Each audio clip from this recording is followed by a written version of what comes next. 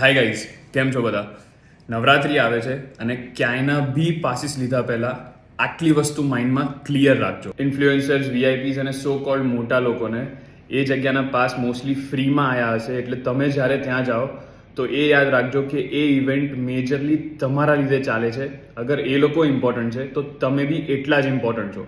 શું તમારે એકચ્યુઅલી એ ઇવેન્ટમાં જવું છે કે કોઈ જાય છે એટલે તમે જઈ રહ્યા છો? જે આ ફેઝ 1, ફેઝ 2, ફેઝ 3નું નવું માર્કેટિંગ ગિમિક ચાલુ થયું છે. ફોર એન એક્ઝામ્પલ, 12,000નો ફેઝ 3માં પાસ હોય અને ફેઝ 1માં 5,000નો હોય, તો 5,000નો પાસ લઈને તમને એવું ફીલ કરાવવામાં આવે કે તમે સસ્તામાં પાસ લીધો, પણ એકચ્યુઅલી 5,000નો પાસ સસ્તો નથી. હજારો રૂપિયા ખર્ચ્યા પછી બી શું ફૂડ અને બેવરેજ માટે તમારે એક ફિશ માર્કેટથી બી ખરાબ લાઇનમાં ઊભા રહેવાનું છે?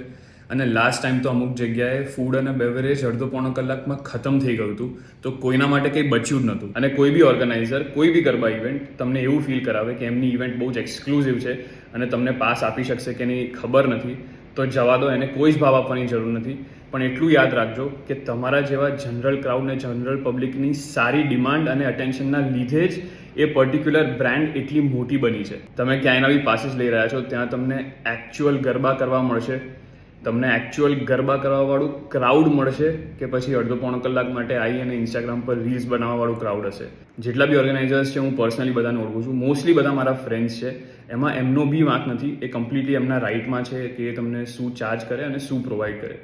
પણ અગર જનરલ ક્રાઉડ જે છે એ જ અમુક વસ્તુઓ કમ્પલસરી માંગતી રહેશે કે ભાઈ મારે સારું પાર્કિંગ જોઈશે, મારે ફૂડની લાઈન ઓર્ગેનાઇઝ જોઈશે, સારું ફૂડ જોઈશે, ગરબા એકચ્યુઅલી કરે એવું ક્રાઉડ જોઈશે અને ગરબા માટે સ્પેસ જોઈશે, કે એક્સેટ્રા જેટલી બી જ વસ્તુ છે.